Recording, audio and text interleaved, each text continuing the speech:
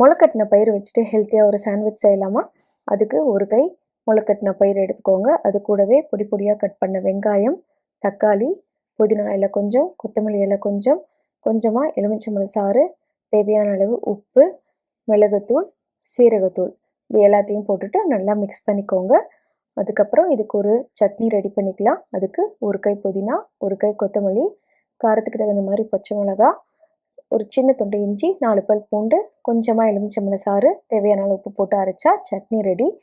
இன்றைக்கி நான் multigrain bread எடுத்திருக்கேன். அதில் இந்த சட்னி நல்லா ஸ்ப்ரெட் பண்ணி விட்டுட்டு நம்ம செஞ்சு வச்சுருக்க பச்சைப்பயிறு சாலட்டையும் மிக்ஸ் பண்ணி விட்டுட்டு நல்லா ப்ரெஸ் பண்ணிவிட்டு இந்த மாதிரி ப்ரெட் டோஸ்டரில் நீங்கள் டோஸ்ட் பண்ணி எடுத்தாலும் சரி, இல்லைன்னா தோசை பேனில் கூட நீங்கள் 2 பக்கமும் நல்லா செவந்து வர வரைக்கும் டோஸ்ட் பண்ணி எடுத்தால் சூப்பரான முளைக்கட்டின பயிறு சாண்ட்விச் ரெடி.